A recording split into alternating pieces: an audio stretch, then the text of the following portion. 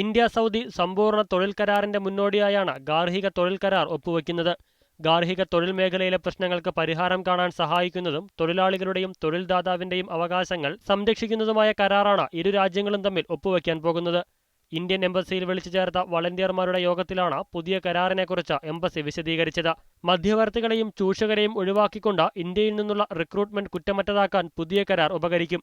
കരാർ പ്രാബല്യത്തിലാകുന്നതോടെ ഇന്ത്യയിൽ നിന്ന് സൗദി ഗാർഹിക മേഖലയിലേക്കുള്ള പുതിയ റിക്രൂട്ട്മെന്റുകൾക്ക് ഇരു രാജ്യങ്ങളുടെയും അംഗീകാരത്തോടെയുള്ള തൊഴിൽ കരാർ നിർബന്ധമാകും. പ്രതിമാസ ശമ്പളം, തൊഴിൽ മേഖല, വാരാന്ത്യ അവധി തുടങ്ങിയവ സ്പോൺസറുമായുള്ള തൊഴിൽ കരാറിലുണ്ടാകും.